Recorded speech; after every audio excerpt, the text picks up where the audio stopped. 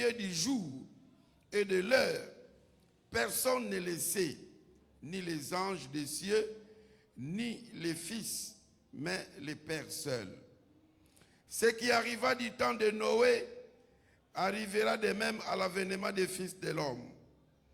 Car dans les jours qui précédèrent le déluge, les hommes mangeaient et buvaient, se mariaient et mariaient leurs enfants, jusqu'au jour où Noé entra dans l'arche.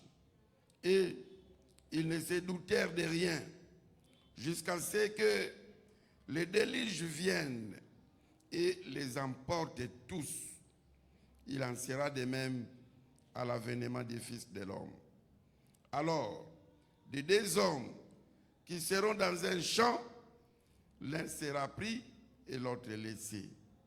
De deux hommes qui moudront à la meule, l'une sera prise et l'autre laissée. Veillez donc, puisque vous ne savez pas quel jour votre Seigneur viendra. Si c'est votre Bible, soulignez bien le verset 42. Sachez-le bien, si le maître de la maison savait à quelle veille de la nuit le voleur doit venir, il veillerait et ne laisserait pas percer sa maison. C'est pourquoi vous aussi tenez-vous prêts, car le Fils de l'homme viendra à l'heure où vous n'y pensez pas. Que le peuple de Dieu dise Amen. Encore une fois, Amen. Aujourd'hui, nous avons pris comme sous-thème les jours et l'heure de l'avènement du Seigneur Jésus ne seront jamais connus. Amen. Les jours et l'heure de l'avènement du Seigneur Jésus ne seront jamais connus. Alors au verset 35, le Seigneur Jésus, après avoir donné la parabole de figuier, pour souligner le caractère irrévocable et infaillible de ses prédictions, de ses prophéties qu'il a données, le Seigneur Jésus a ajouté une phrase très importante. Il dit, les ciels et la terre passeront, mais ces paroles ne passeront pas. Disons bien Amen. Dans cette déclaration, bien-aimés dans le Seigneur Jésus veut montrer que ce qu'il a dit, les prédictions, les prophéties qui vont précéder son retour s'accompliront certainement et de façon irrévocable. Donc ce n'est pas un mensonge. Rien ne peut changer ce que Dieu a planifié. Disons bien Amen. Et cela voudrait aussi dire que nous le voulions ou pas, même si nous prenions toutes les précautions pour que Jésus ne rentre pas, mais il viendra certainement et c'est sans doute. Et les choses vont se passer comme cela ont été planifiées. Rien ne va déranger les plans de Dieu. Quand Jésus dit que les ciels et la terre passeront, il ne parle pas du ciel où se trouve sa demeure. Parce que notre Dieu demeure au troisième ciel. Quand nous lisons 2 Corinthiens 12, l'apôtre Paul est en train de dire, 2 Corinthiens 12, 2 à 4, je connais un homme qui est allé jusqu'au ciel, qui a rencontré Dieu et qui lui a dit des choses qui ne lui étaient pas permis de dire. Paul C'est lui-même, Jésus, qui lui a évangélisé. Et il a eu la grâce d'arriver au ciel. Et des choses que Dieu lui a dit, il ne l'avait pas révélées. Mais au moins, c'est là où nous comprenons que Dieu est au 3e ciel. Parce que lui-même, Paul le dit, qu'il est arrivé jusqu'au 3e ciel et qu'il a rencontré Dieu. Disons bien, Amen. C'est de ce ciel-là qu'il ne passera pas. Le ciel que nous voyons qui est juste l'atmosphère, la couche atmosphérique que nous voyons, ça passera. Le ciel où les avions volent, ça passera. Parce que nous limitons au 1er ciel. Et au 2e ciel, c'est le diable. Puisqu'il a été précipité du 3e ciel. Et le 3e ciel, c'est lui-même Dieu. Alléluia. Le 1er ciel passera, le 2e ciel aussi passera. Et cette terre aussi passera. Le ciel et la terre passeront. Mais la parole de Jésus ne passera pas.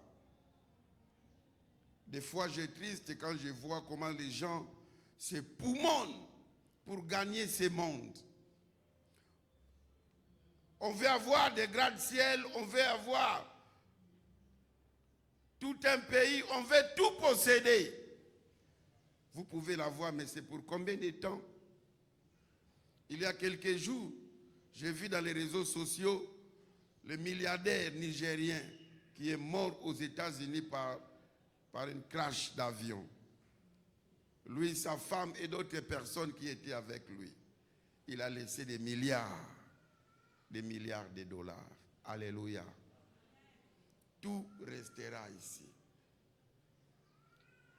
Le Seigneur Jésus est en train de dire, que sert-il à l'homme de gagner le monde entier s'il perdait son âme?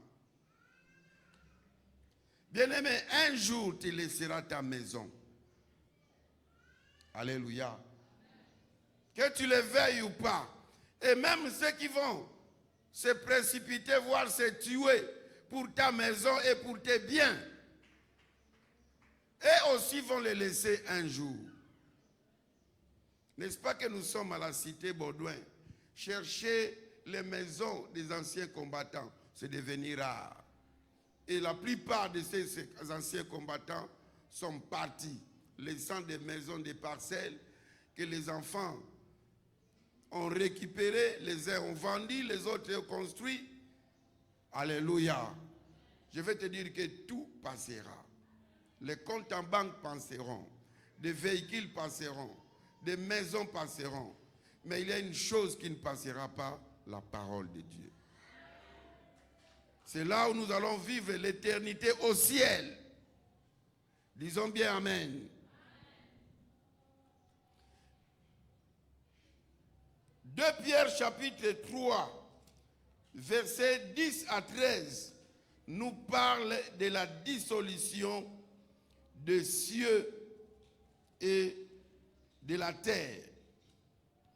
De Pierre chapitre 3, versets 10 à 13. La Bible dit, le jour du Seigneur viendra comme un voleur.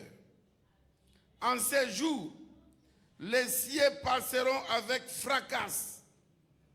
Les éléments embrassés se dissoudront. Et la terre, avec les œuvres qu'elle renferme, sera consumée. Donc, et les villas, toutes les belles villas qui sont sur la terre, des industries, des usines, tout, ça sera consumé. Verset 11. Puisque tout cela est en voie de dissolution, combien votre conduite et votre piété doivent-elles être saintes? Attendez et hâtez l'avènement du jour de Dieu, jour à cause duquel les cieux enflammés se dissoudront et les éléments embrasés se fondront. Mais nous attendons, selon sa promesse, de nouveaux cieux et une nouvelle terre où la justice habitera. Disons bien Amen. Malheureusement, beaucoup d'enfants de Dieu n'attendent pas ces nouveaux cieux. Ils n'attendent pas cette nouvelle terre où nous allons vivre l'éternité avec notre Dieu. Nous allons rentrer dans Genèse 1 et dans Genèse 2, où il n'y aura pas de pleurs et de grincements des dents, où de temps en temps Dieu viendra parler avec l'homme. Disons bien Amen. Où il n'y aura pas de malaria. C'est ce monde-là que nous attendons. Et ça vient. Et très bientôt là, ça arrivera. Alléluia. C'est pour cela, bien-aimés, puisque cette terre va passer, le ciel que nous voyons passera. La Bible nous exhorte d'être vigilants, parce que vous, si vous vivez selon les trains de ce monde, vous passerez aussi. Apocalypse chapitre 20, verset 11.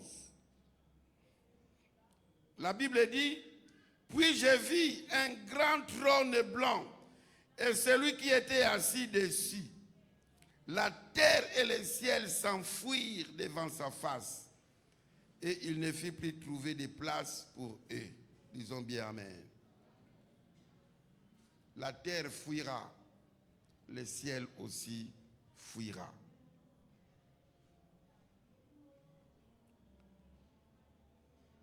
Bien-aimés, du verset 36 au verset 34 là, nous voyons que les jours et l'heure de cet avènement, ça reste inconnu. Alléluia. Au verset 36, le Seigneur dit que ce n'est pas connu. Et pour garder la discrétion, il dit même que même lui ne connaît pas, il n'y a que le Père. Alléluia. Puis, je suis au verset 36. Pour ce qui est du jour et de l'heure, personne ne le sait, ni les anges des cieux, ni les fils, mais les pères seuls. Disons bien Amen. Donc ces deux événements se passeront de façon brusque. Le premier événement, l'enlèvement de l'Église. Et le deuxième événement, son retour, lorsqu'il va mettre ses pieds sur la terre. Les jours de son retour. Les deux événements ne seront pas connus. Bien-aimés, nous voyons que le Seigneur est clair là-dessus. Et il dit que ces jours sont gardés secrets. L'heure est gardée secrète. Même les anges des cieux, ni les fils. Et il dit que c'est le Père seul qui connaît. Ce qui prouve que c'est gardé dans la discrétion. Alléluia. Cette affirmation, normalement, ça suffit à nous garder contre toute tentation de fixer des dates ou d'accorder des crédits de ceux qui les font. Il n'appartient pas à nous de fouiller, de chercher à connaître ces années-là. Deutéronome 29, verset 29 dit que les choses révélées, c'est pour nous. Mais les choses cachées, c'est pour Dieu. C'est pour cela que vous voyez, il y a des gens qui ont fait des tentatives de fixer des années, voire même des dates. Alléluia. Mais c'est là, ils ont échoué. Les témoins de Jéhovah en avaient fixé. Mais à l'année où ils ont fixé, aucun événement, ni l'enlèvement, ni le retour de Jésus. Le prophète Branham a fixé à 2 reprises. D'abord, ils ont dit que comme Israël est devenu nation en 1948, donc à 88, ça sera le retour de Jésus. Je me souviens, cette année-là, j'étais en 4e des humanités. J'avais un voisin branhamiste qui m'avait montré ce passage.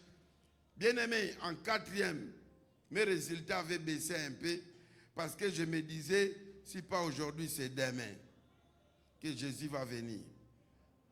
Mais j'ai été curieux jusqu'au 31 décembre 1988, il n'était toujours pas venu. Puisque cet ami-là m'a dit que comme Israël est venu nation à 48, et Jésus a dit que cette génération-là ne passera pas. Or, une génération, c'est 40 ans. Donc, avant 88, Jésus serait là. Il n'est pas venu. Les gens ont encore fixé la date à l'an 2000. Je me souviens, j'étais à Kikwit.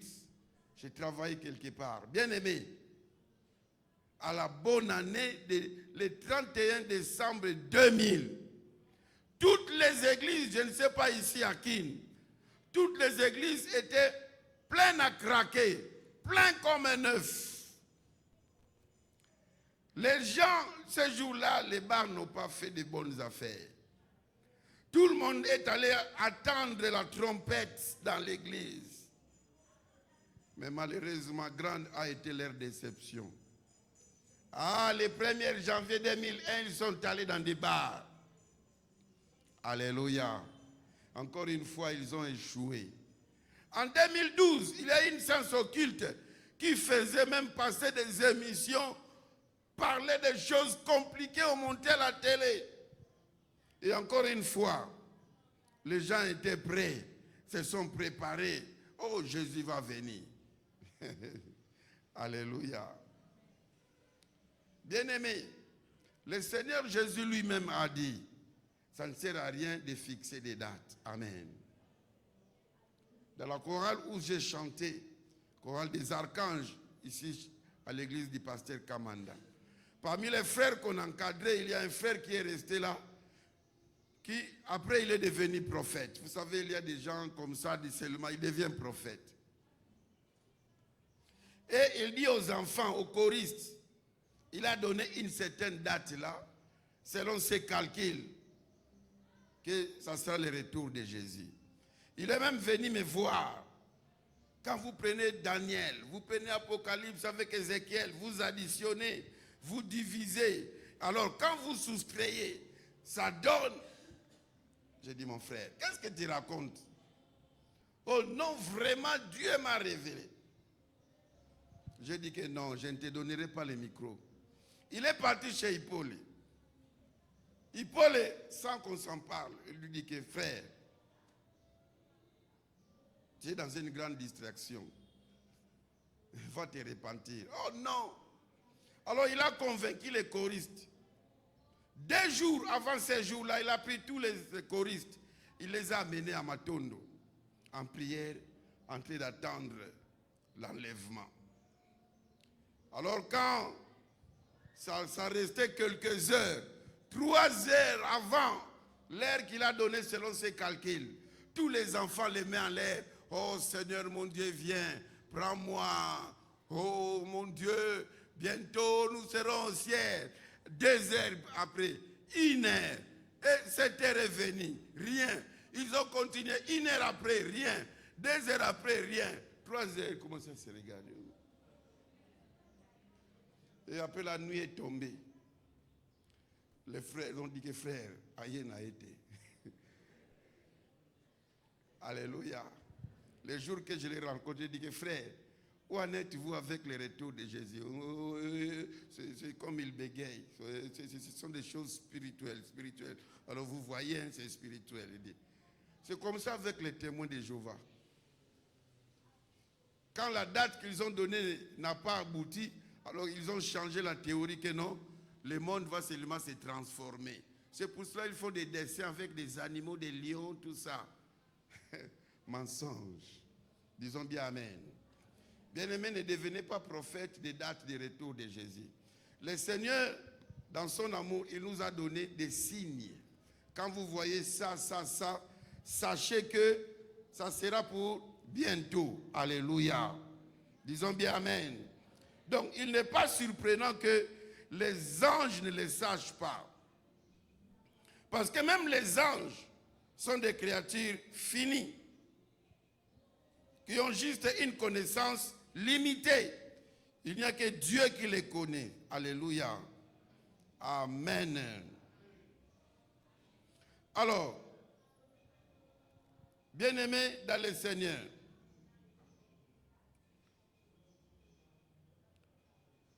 la parole de Dieu nous a donné des signes. Nous avons dit que ces signes couvrent l'enlèvement de l'Église ainsi que son retour. Amen. Et j'avais dit qu'entre l'enlèvement et le retour, il y aura 7 ans. Et pendant les 7 ans, il y aura le règne de l'Antichrist. Alléluia. Est-ce que vous vous souvenez? Hein? Vous vous souvenez, n'est-ce pas? Il ne faut jamais oublier. Alors, bien-aimés, avant le retour de Jésus, avant l'enlèvement, qu'est-ce qui va se passer? Les gens vont être avertis, mais ils vont faire les sourds d'oreille. Ils vont vivre comme si rien n'était. Lisons les versets 37 jusqu'au 39. Ce qui arriva du temps de Noé arrivera de même à l'avènement des fils de l'homme. Car dans les jours qui précédèrent le déluge, les hommes mangeaient et buvaient, se mariaient et mariaient leurs enfants, jusqu'au jour où Noé entra dans l'arche. Et ils ne se doutèrent de rien, jusqu'à ce que le déluge vienne et les emporte tous. Il en sera de même à l'avènement des fils de l'homme. Disons bien Amen. Bien-aimés, c'est le mariage. Il veut dire que quand vous faites beaucoup de mariages, alors c'est la porte. Non. Le Seigneur Jésus parlait de l'indifférence des gens de l'époque de Noé, quand Noé était en train de construire l'arche. Et quand Noé était en train de leur dire d'entrer dans l'arche, car très bientôt, il y aura une pluie torrentielle, terrible, qui va descendre et tout sera englouti sous l'eau, sauf les bateaux qu'il était en train de construire. Mais les gens se moquaient de lui, disons bien Amen. C'est-à-dire, ils continuaient leur vie normale, ils se mariaient, ils mariaient leurs enfants. Donc, ils continuent à travailler et insensibles au message que Noé était en train de leur donner. Et le Seigneur Jésus est en train de dire, quand ça sera proche de son avènement, les gens sonneront la trompette. Les gens vont prêcher. Préparez-vous. Bientôt là, ça retourne, le retour de Jésus. Les gens vont dire que ce sont des aventuriers. Amen. Oh non, les choses ont toujours été ainsi. N'est-ce pas ce que nous vivons aujourd'hui? Alléluia. Je sais que même pendant que je parle là, il y a des gens qui se disent dans leur cœur, mes pasteurs, ces choses, j'ai commencé à entendre ça à l'Écodime. Et maintenant que j'ai 43 ans, on me parle toujours des retours de Jésus, des retours, mais il n'est jamais venu. Affiche-moi la paix, je continue ma vie. Le Seigneur Jésus dit que ça sera comme ça. Bien-aimé, Noé a avisé. Mais lorsque le déluge vint, ces hommes-là se trouvèrent pris au dépourvu et laissés à l'extérieur du seul endroit sûr qui était les bateaux. Alléluia. Et le Seigneur Jésus dit qu'il en sera exactement de même lorsqu'il reviendra. Seuls ceux qui seront en Christ, c'est Jésus qui est l'arche du salut.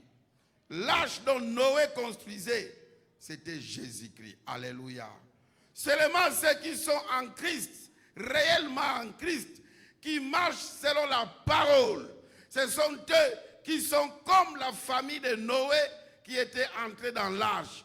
Ils sont dans un endroit bien sécurisé, où pendant que tout le monde sera dans la panique. Mais ceux qui sont en Christ, ceux qui marchent correctement, seront protégés. Disons bien Amen. Oh, gloire à toi, si tu es vraiment dans le Seigneur, si tu as tous les deux pieds en Jésus-Christ. Amen. Et au verset 40 et 41, le Seigneur Jésus dit que lors de cet avènement-là, nous serons mélangés. Mais dans ce mélange-là, Dieu va séparer. Les uns vont partir, les autres vont rester. Au jour de l'enlèvement, il y aura des disparitions. Vous êtes dans un bus, le chauffeur est parti, le receveur est resté. Les clients sont partis. Certains clients vont disparaître. C'est pour cela, dans le domaine aéronautique, pour prévenir, on met toujours deux pilotes. Et même dans les bateaux, on met toujours deux pilotes. Parce qu'au cas où il y a enlèvement, si les chrétiens partent, les païens peuvent récupérer. Et aux États-Unis, ils mettent toujours un chrétien. S'il y a un chrétien, on doit mettre un païen. Parce que les chrétiens, c'est un enlevé potentiel. D'un moment à l'autre, il peut partir. Alors les païens au moins peuvent sauver l'avion et le navire. Alléluia. Versets 40 et 41, la Bible dit: alors, de deux hommes qui seront dans un champ, l'un sera pris et l'autre laissé.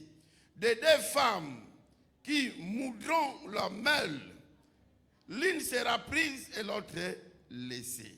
Amen. Oui, aujourd'hui, nous entrons tous, et ceux qui sont sauvés, et ceux qui ne sont pas sauvés, nous entrons dans les mêmes supermarchés. Nous entrons dans les mêmes écoles, dans les mêmes universités. Nous entrons dans les mêmes hôpitaux. Nous travaillons dans les mêmes sociétés, vrai ou faux? Alléluia. Peut-être même nous sommes dans la même parcelle, même quartier. Nous sommes mélangés. Mais ces jours-là, Dieu séparera. Alléluia. Ah, vous êtes des mariés. Moi, papa, je ne vais pas prier. Bon, je vais laisser même la femme. Il y a un homme qui venait souvent laisser sa femme. Il accompagne sa femme et la femme descend dans la voiture et lui continue. Mais papa, oh non, je veux faire le sport, pasteur. Priez bien, priez aussi pour moi. Moi, je ne suis pas Sainte Marie, Mère de Dieu, priez pour vous. Disons bien Amen. Ah, ces jours-là, si la femme est chrétienne, l'homme païen, la femme partira, l'homme restera. Si c'est l'homme qui est chrétien, la femme païenne, eh bien, l'homme partira, la femme restera. Vous êtes des meilleurs amis, mais toi tu es né de nouveau, mais tu as un ami païen. Oui, moi aussi j'ai des amis, peut-être pas païens, mais chrétiens charnels. Des gens qui me défient en face. Je suis là, il prend sa bière, très à l'aise. Il dit, pasteur, moi je bois.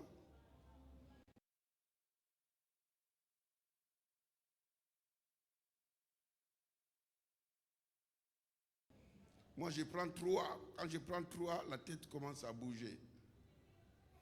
J'ai déjà prêché, je ne prêche plus. On garde des amitiés. Mais au moins ces jours-là, alléluia. Ah, les meilleurs amis sauvés vont partir. Les autres vont rester. Les parents chrétiens vont partir. Les enfants païens vont rester. Les enfants chrétiens vont partir. Les païens vont rester. Alléluia. Toi-même, tu sais si tu seras de quel nombre. Des gens qui vont partir ou des gens qui vont rester. Au moins le Seigneur Jésus dit là-bas, vous serez ensemble, mais quand la trompette va sonner automatiquement, quelqu'un a dit que non, moi je vais frauder sur mon père. Ça se passera en un clin d'œil. Est-ce que tu connais le clin d'œil? Comme tu venais de faire là. Est-ce que toi tu peux frauder quand le courant part? Tu sens seulement, c'est parti. Tu sens seulement, c'est revenu. Alléluia. Vaut mieux prendre des précautions maintenant. Quand on va parler des paraboles, vous allez entendre des femmes qui étaient là en train d'attendre, mais ils n'avaient pas mis de l'huile. Mais ils étaient ensemble, toutes les 10 vierges. Les 5 autres dans la distraction, mais les 5 autres veillaient.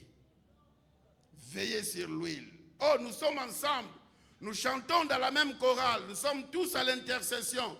Nous sommes tous dans le comité de l'église. Oui, le pasteur, c'est mon meilleur ami. Moi, je mange avec lui. Comme quelqu'un disait, d'ailleurs, le ketch ici, c'est le pasteur qui me l'a donné. C'est bien. Tu es bien avec les pasteurs. Tu entres même dans les secrets du pasteur. Mais est-ce que tu es prêt à l'enlèvement? C'est ça le problème. Disons bien Amen. Dites à votre voisin Amen. Encore une fois Amen. Amen évangélique. Amen pentecôtiste. Alors, pour les chrétiens, je peux dire les chrétiens charnels qui ne seront pas enlevés. Le Seigneur Jésus dit parce qu'après l'enlèvement, les chrétiens charnels qui seront restés, ils vont comprendre que ce que les pasteurs prêchaient, c'est ce qui vient de se réaliser. Parce qu'il y aura des avis de recherche partout. En France, en Belgique, partout. Les gens vont dire que les gens sont disparus dans des radios, dans les télévisions, dans des réseaux sociaux. Après, les chrétiens qui vont rester vont dire que non, ils sont partis au ciel, nous sommes restés. Les faux pasteurs qui vont rester, les chrétiens, toi, qu'est-ce que tu nous as induit en erreur? Mais qu'est-ce qu'ils vont faire? Et les pasteurs aussi est resté. Mais ils vont prendre, là ça ne sera plus le Saint-Esprit, ils vont lutter avec la chair. Parce que le Saint-Esprit va partir agir chez les Juifs. Ce sont les Juifs qui vont se repentir. Donc la porte des païens sera fermée, la porte du salut pour les Juifs sera ouverte. Maintenant pour les chrétiens qui ne seront pas enlevés, ils vont lutter avec la chair.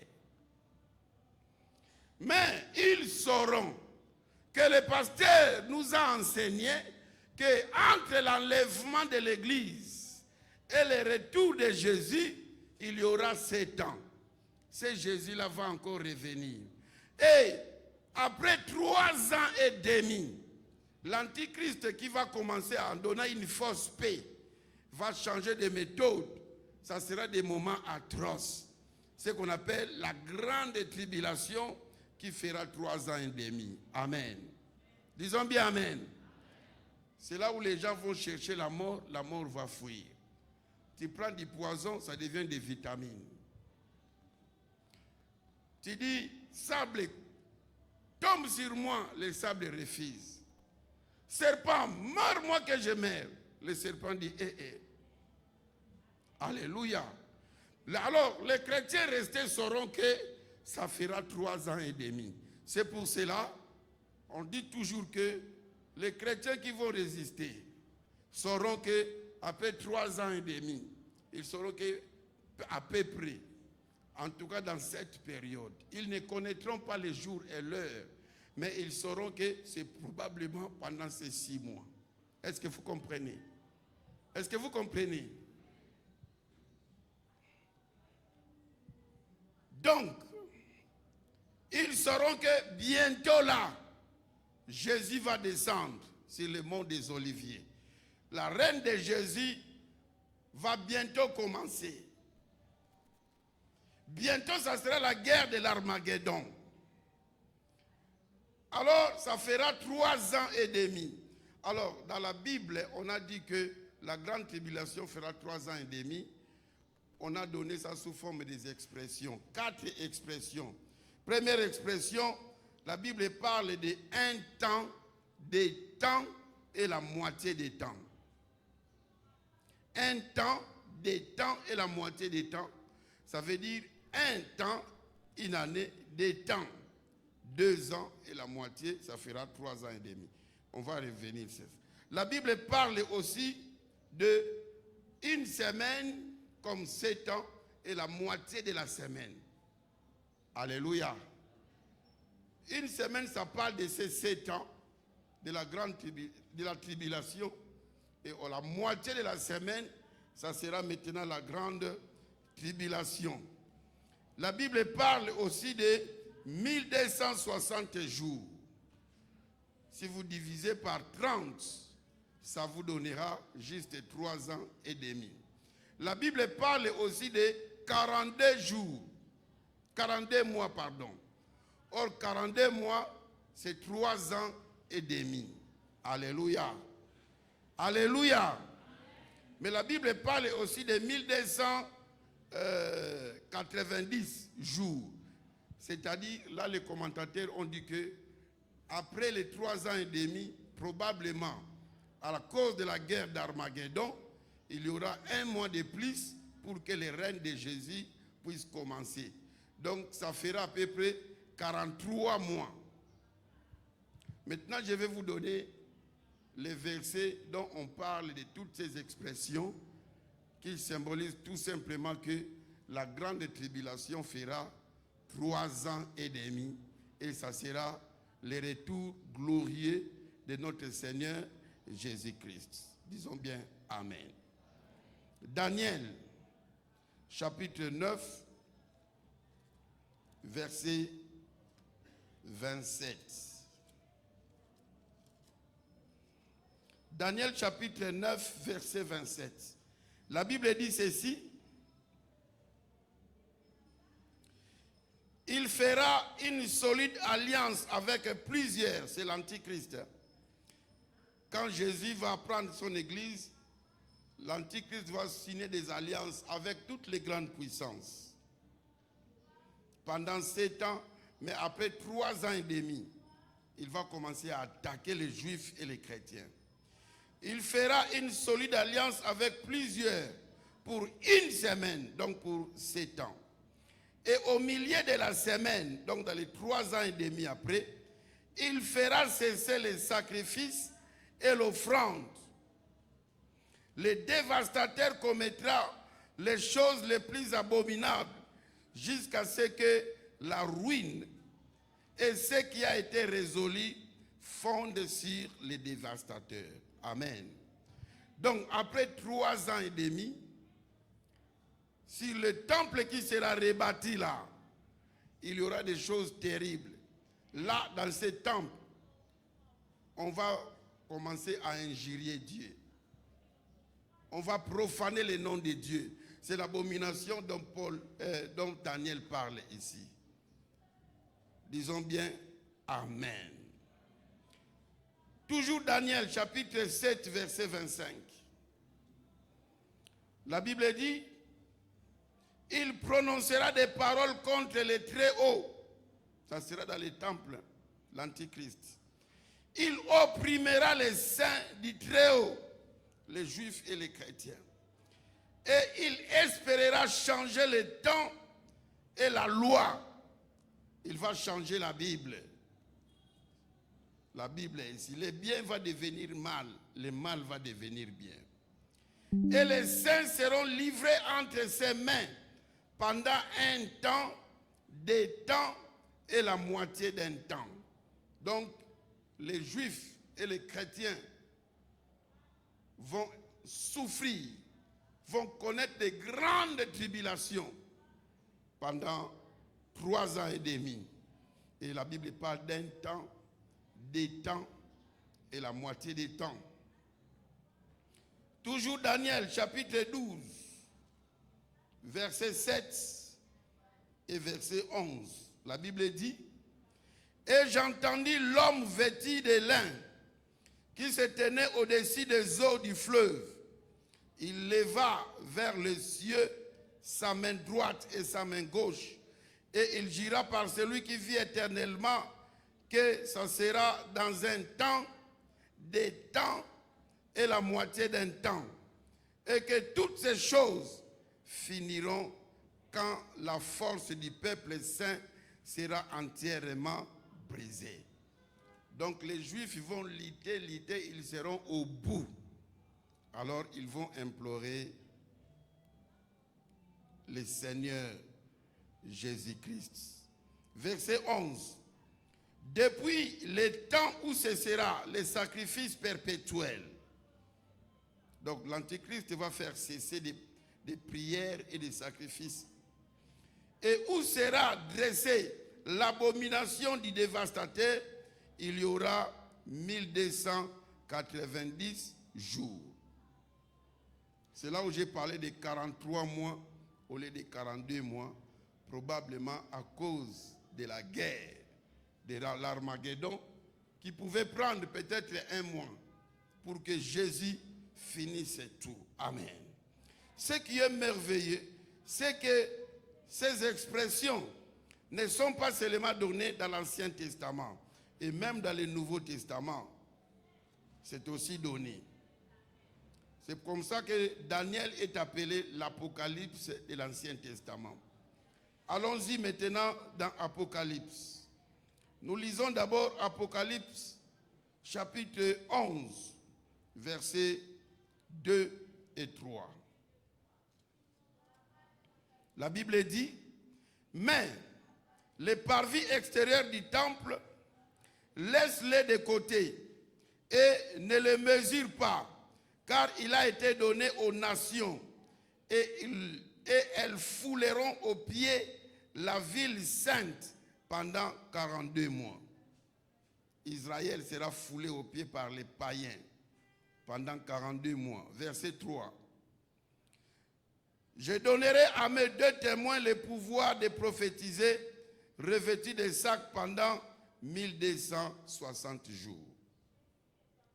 42 mois ou 3 ans et demi. Apocalypse chapitre 12, verset 14. Et les 2 ailes du grand aigle furent données à la femme, afin qu'elle s'envole du désert. L'église sera enlevée. Ici on parle de l'église qui sera enlevée, qui ne connaîtra pas la grande tribulation, vers son lieu où elle est nourrie un temps, des temps et la moitié d'un temps, loin de la face du serpent. Disons bien Amen. Chapitre 13, verset 5. La Bible dit: et il lui fit donner une bouche qui proférait des paroles arrogantes et des blasphèmes. Il lui fit donner le pouvoir d'agir pendant 42 mois. Donc, nous voyons que ce soit dans l'Ancien Testament ou dans le Nouveau Testament, on nous montre clairement que le retour de Jésus est prêt.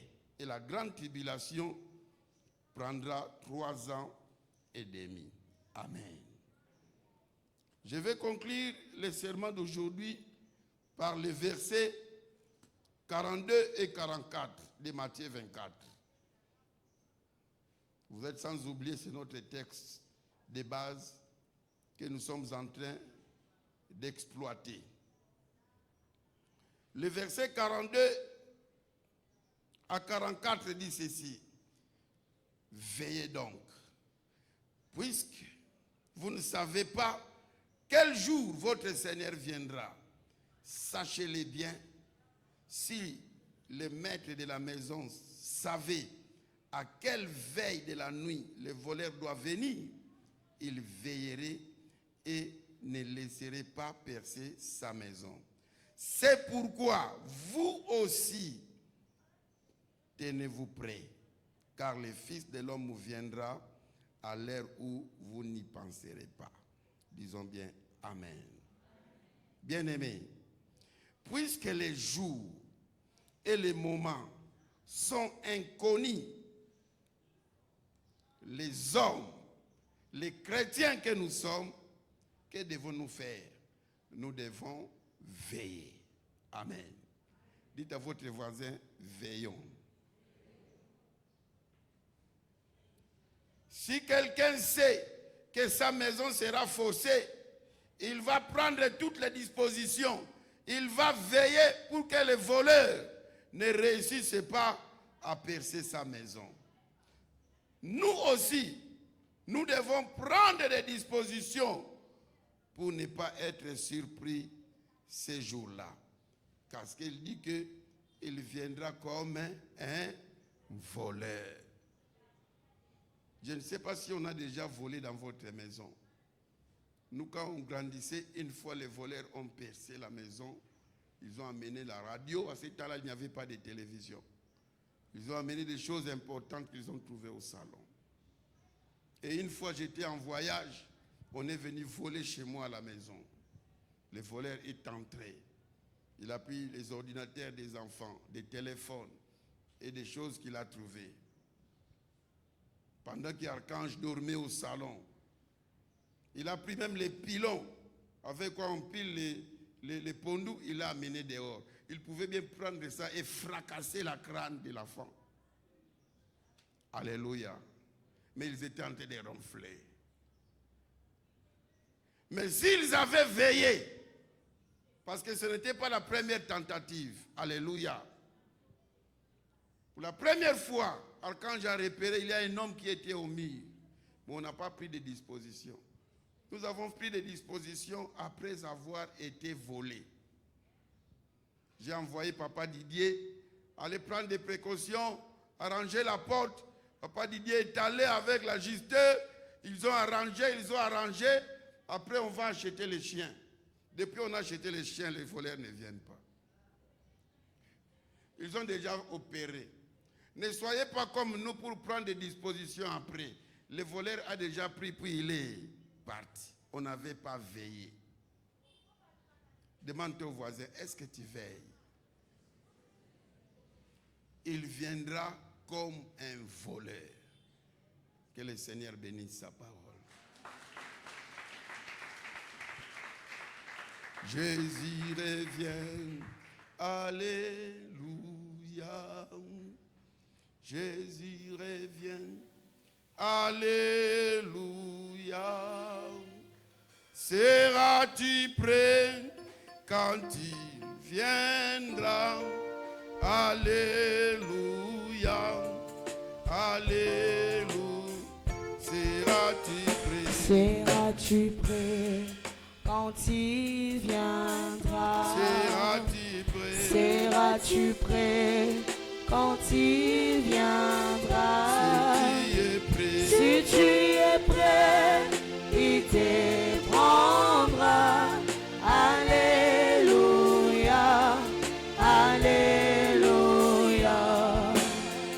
Bien-aimé, est-ce que tu es prêt? Admettons que si la trompette sonnait maintenant là, est-ce que tu seras prêt à partir? La Bible dit qu'ils seront à deux. L'un sera pris, l'autre laissé. Même dans l'église, en ces jours-là, d'autres personnes seront en plein culte. Certains chrétiens vont disparaître, mais les faux chrétiens vont rester. Est-ce que tu es dans la distraction? Dans la vie de l'impudicité? Dans la vie des rancunes, des ennemis? Tu as des ennemis par-ci, par-là. La vie de vol, la vie de la débauche, de l'ambiance. Bien-aimés, le Seigneur Jésus nous met en garde que nous puissions veiller.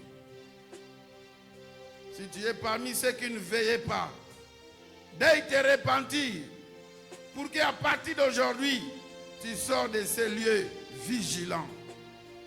Être prêt à chaque seconde, à chaque minute, à chaque seconde, à chaque heure. Que tu te dis peut-être d'un jour à l'autre, d'un moment à l'autre, il peut venir. Commence à parler à Dieu. S'il faut demander pardon, demande. S'il faut se repentir, repens-toi. S'il faut lui demander la force de continuer à garder la ligne droite, demande-lui. Demande-lui. Alléluia. Jésus.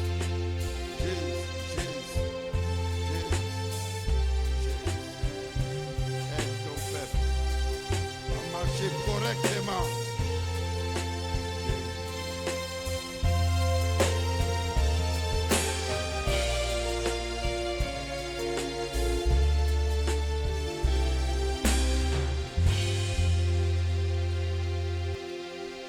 Merci Seigneur Jésus-Christ. Amen. Amen. Acclamons le Seigneur de gloire.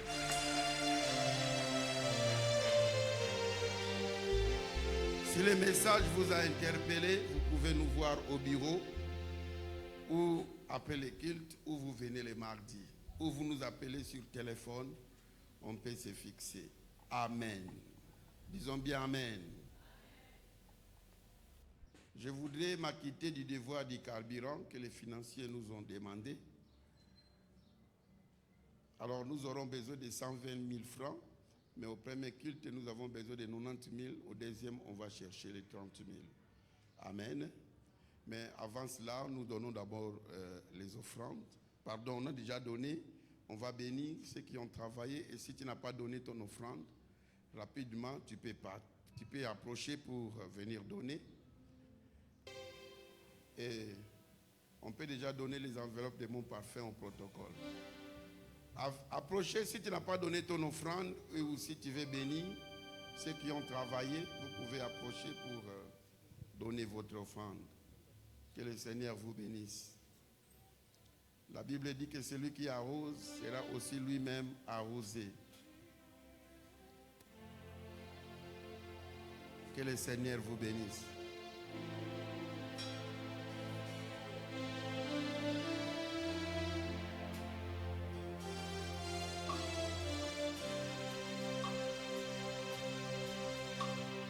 Alléluia. Au milieu de nous, oui, je t'adore. Oui, je t'adore. Tu es là, présence Dieu. Oui, je t'adore. Oui, je t'adore. Tu es là, présence Dieu. Oui, je t'adore. Oui, je t'adore. Tu es puissant pour Amen, nous amen. sauver.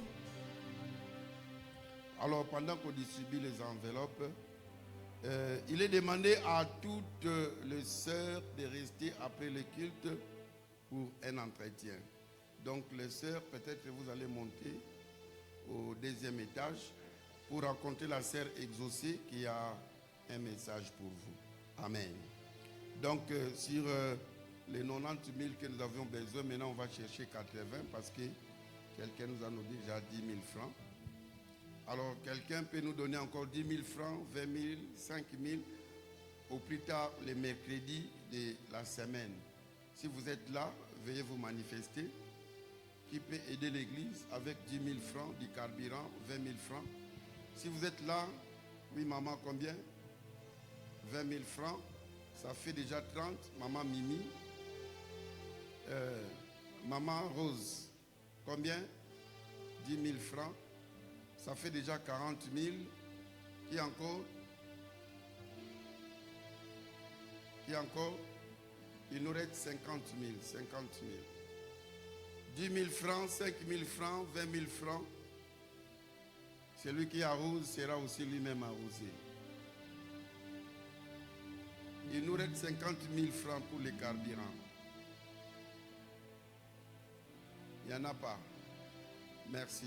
10 000, 20 000, merci. Il reste 30 000. Madame Trésor. Il reste 10 000. Maman Jackie, que Dieu vous bénisse.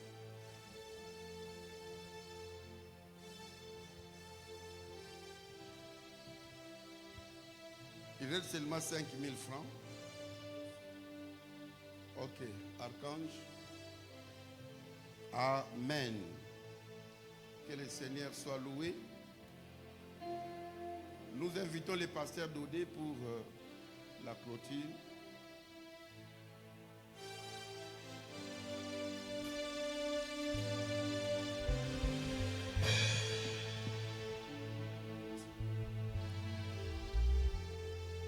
Amen. Acclamons le Seigneur.